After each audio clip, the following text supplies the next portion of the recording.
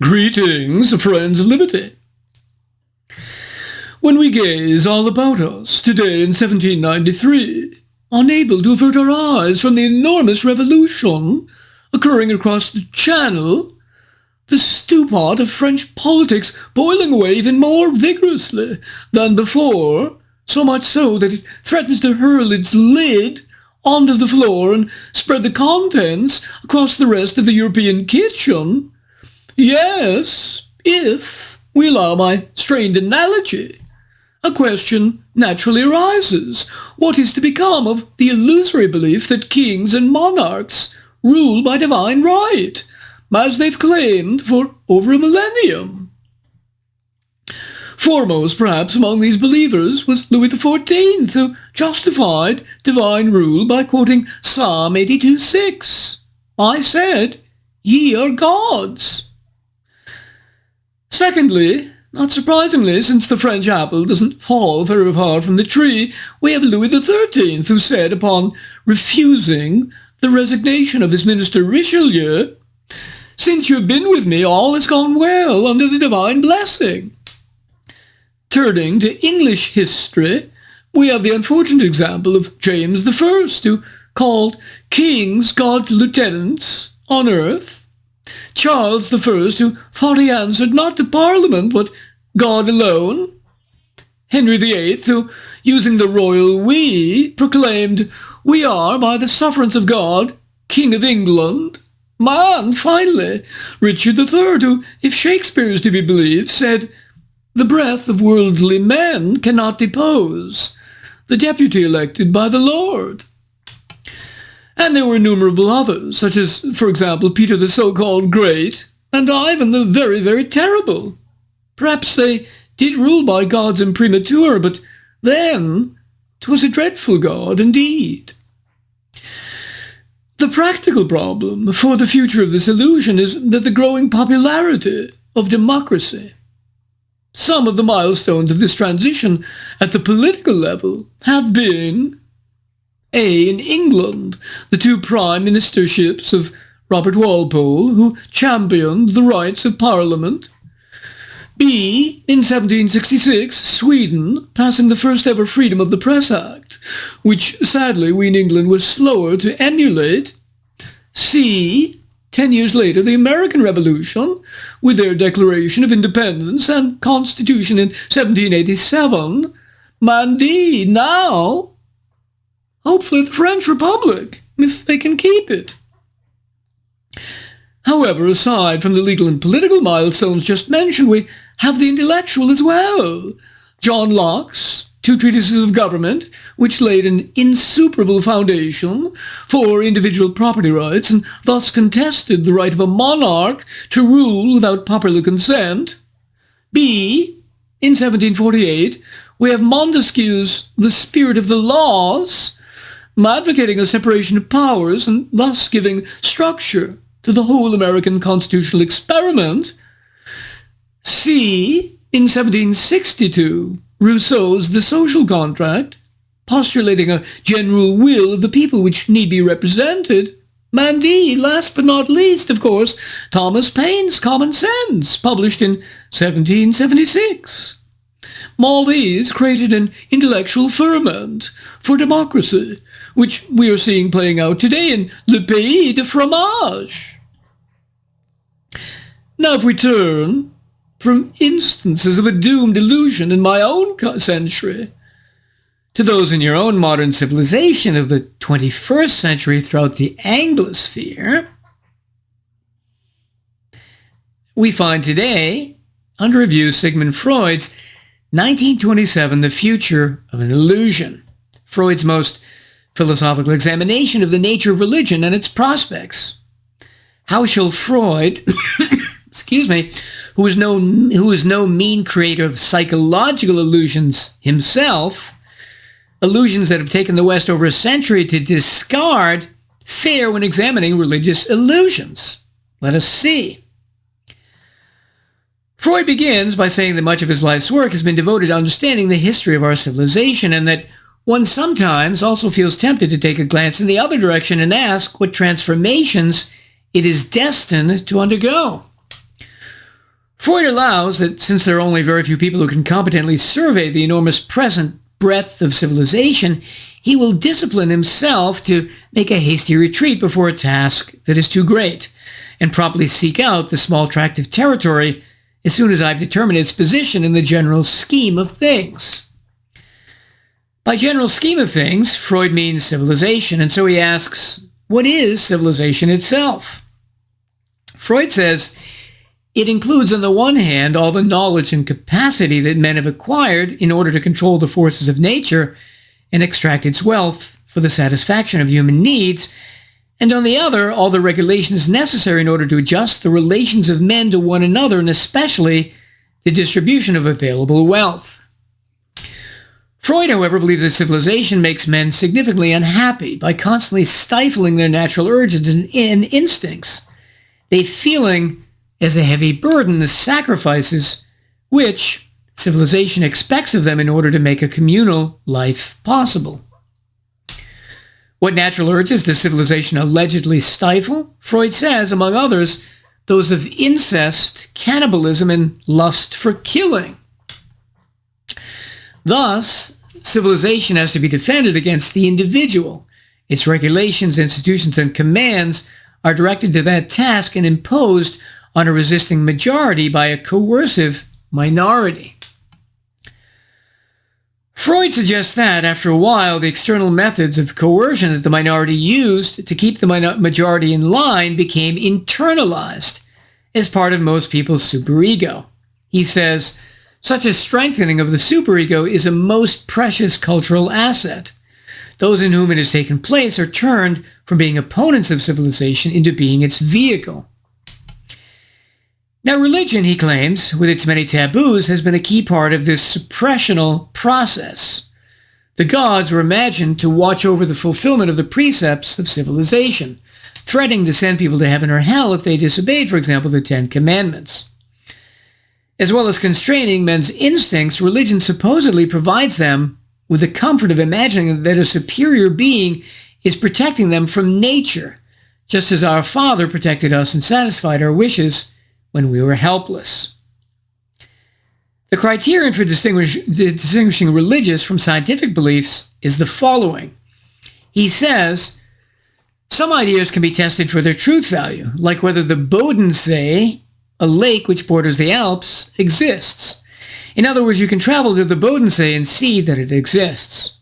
In contrast, when we turn to religious beliefs, and when we ask on what their claim to be believed is founded, we are met with three answers. These teachings deserve to be believed because they were already believed by our ancestors. Secondly, we possess proofs which have been handed down to us from those same primeval times. And thirdly, it is forbidden to raise the question at all. Freud replies that, number one, forbidding us to raise the question at all obviously makes us distrustful. Number two, regarding our forefathers, they were more ignorant than we are, so why should we believe them? And number three, the alleged proofs of God are full of contradictions, revisions, and falsifications. And so Freud asks, what are these religious ideas in the light of psychology? He answers, they are illusions, fulfillments of the oldest, strongest, and most urgent wishes of mankind. Thus, the benevolent rule of a divine providence allays our fear of the dangers of life. The establishment of a moral world order ensures the fulfillment of the demands of justice, and the prolongation of earthly existence in a future life provides the framework in which these wish fulfillments shall take place. In addition, he remarks that an illusion is not the same thing as an error, nor is it necessarily an error. For an example would be, a middle-class girl may have the illusion that a prince will come and marry her. This is possible, and a few such cases have occurred. But it is not likely, and thus an illusion. For Freud, this means that all religious doctrines are illusions and susceptible and insusceptible of proof. At this point, Freud brings in a devil's advocate to argue for religion. He has the devil's advocate say, number one, if men are taught there is no almighty and all just God, no divine world order, and no future life, they will feel exempt from all obligation to obey the precepts of civilization. Everyone will, without inhibition or fear, follow his social egoistic instincts. Chaos will come again. Number 2, the devil's advocate argues, converting people to atheism would be a cruelty. Countless people find their one consolation in religious doctrines and can only bear life with their help. You would rob them of support without having anything better to give them in exchange.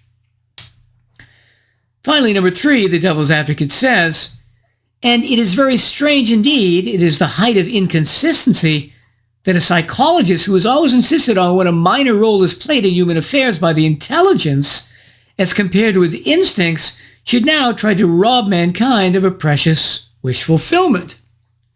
This in part may be an appeal to humor by Freud, although true as well. Freud answers the devil's advocate as follows.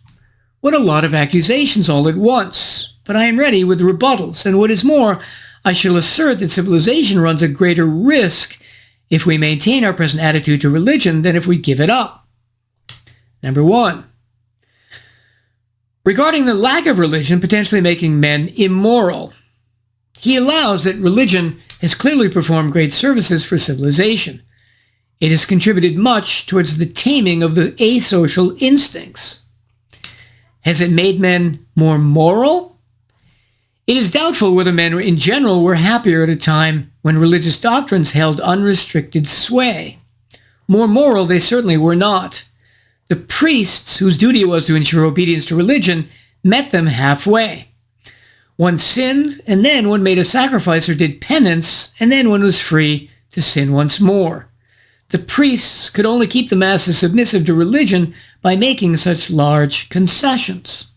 Very true. Freud also points out that murdering or stealing from others was never going to succeed for a secular reason, since the victims and their families would respond in kind. He's saying, insecurity of life, which is an equal danger for everyone, unites men into a society which prohibits the individual from killing. Here then we have justice and punishment. It would be an undoubted advantage if we were to leave God out of it altogether and honestly admit the purely human origin of all the regulations and precepts of civilization. People could understand that they are made not so much to rule them, as on the contrary, to serve their interests. Number 2, he says regarding religion as a consolation. Think of the depressing contrast between the radiant intelligence of a healthy child and the feeble intellectual powers of the average adult. Can we be quite certain that it is not precisely religious education which bears a large share of the blame for this relative atrophy?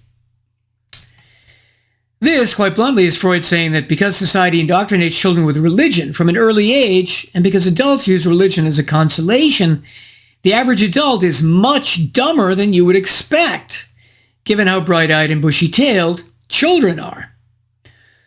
Freud subsequently argues that while people who have already been indoctrinated with religion might need its consolation, the people who haven't, by withdrawing their expectations from the other world and concentrating all their liberated energies into this life on earth, will probably succeed in achieving a state of things in which life will become tolerable for everyone. Number 3, regarding the charge that Freud earlier emphasized human irrationality, but he would now claim to save mankind by making man more rational by giving up religion. Freud answers, A, religion previously was like an obsessional neurosis that is often found in children, and he claims is required by them to mature normally. But just as when children grow, they no longer need these childhood neuroses, modern civilization doesn't either. However, Freud adds, I will admit the possibility that I too am chasing an illusion. Should the experiment in atheism prove unsatisfactory, I am ready to give up and return to my earlier, purely descriptive judgment that man is a creature of weak intelligence who is ruled by his instinctual wishes. What does Freud predict for the future in accordance with his book's title? He says that societies will continue to give up religion because it is in their interest to do so and because science will continue the process of acquiring ever more knowledge. Science has given us evidence by its numerous and important successes that it is no illusion.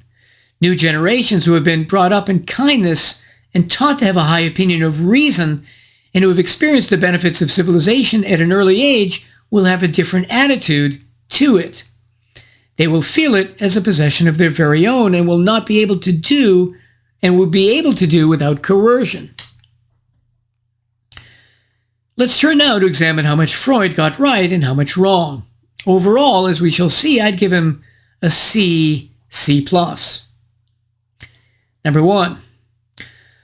Freud's definition of civilization was about 3/4 right. By my definition, civilization is simply A, the acquisition of knowledge, and B, the protection of property rights. Freud got the knowledge acquisition part right, but was less clear on the property rights protection part, talking vaguely about societal regulations and affecting and maintaining a certain distribution of wealth.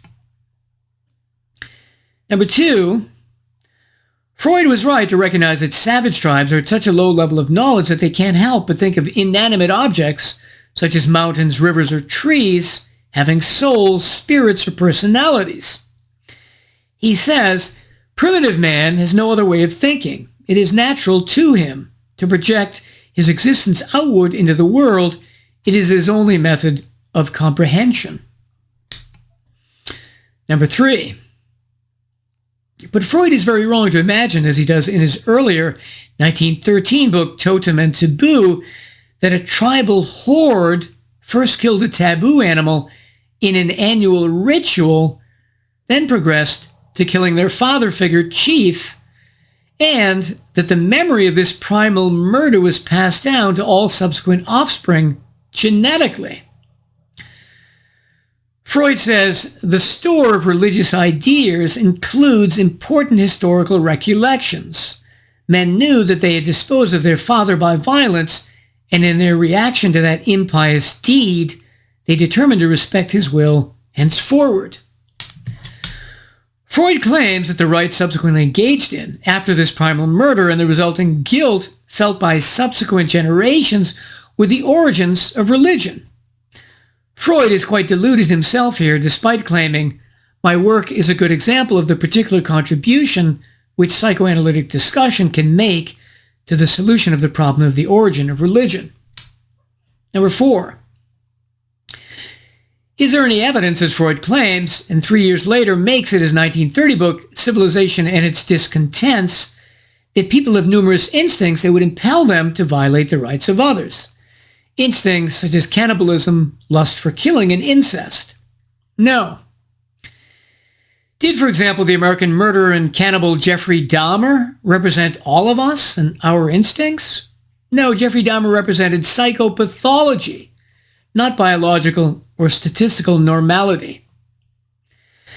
Now, Freud claims that some instincts we've successfully learned to repress or suppress, like the aforementioned, but that others, like avarice, lust, lies, fraud, and calumny, we haven't, and so the job of instinctual repression is only half completed.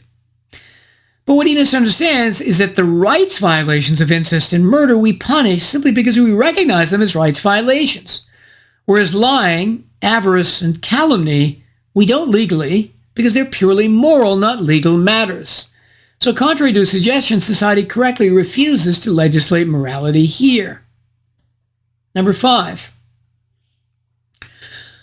Freud believes that the masses are lazy and unintelligent, not spontaneously fond of work, and arguments are of no avail against their passions.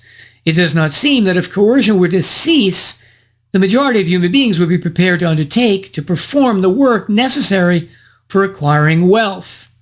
Thus, it is just as impossible to do without control of the mass by a minority as it is to dispense with coercion in the work of civilization. This gets the societal use of coercion wrong, since one of the main reasons for the existence of civilization is to prevent the initiation of coercion by others. Most people recognize and support this purpose, and generally want to treat others without coercing them. Thus, many people, the majority, believe in the value of a free society. Number 6. Freud throughout defines religion as an illusion, but it's more accurate to define it as a self-deception. The main difference, at least in modern usage, is that illusions can be fairly easily dispelled once they're pointed out. But self-deceptions are much harder to remove. They're more actively engaged in. Freud also misses that because religion always deals with the supernatural. Believers know by its very nature that there are no legitimate grounds for religious belief. It's not a question of probability, since no evidence for the supernatural has ever been adduced. Number 7. We've seen that Freud argues that human beings invent gods in order to fulfill their wishes, but there are 2 mistakes here. First, some religions like Buddhism and Jainism have no gods, but only instead supernatural processes like transmigration or reincarnation of the soul. Secondly, Freud doesn't recognize here, although he does elsewhere, that children often turn into adult believers simply because of their indoctrination as children, not because of their wish fulfillment. Number 8, obsessional neuroses. First, he argues that religions like obsessional neuroses use rituals like religious services and pilgrimages to reduce anxiety. He says, devout believers are safeguarded into a high degree against the risk of certain neurotic illnesses. Is this true? There's an element of truth to this intent, because religious people do pray more when confronted with problems or when they're anxious. That's precisely why some believers, falsely, claim that there are no atheists in a foxhole. But if actual anxiety reduction occurs, it is often because of the community support of their fellow believers that believers receive when they're in a church, not because of the self-deception.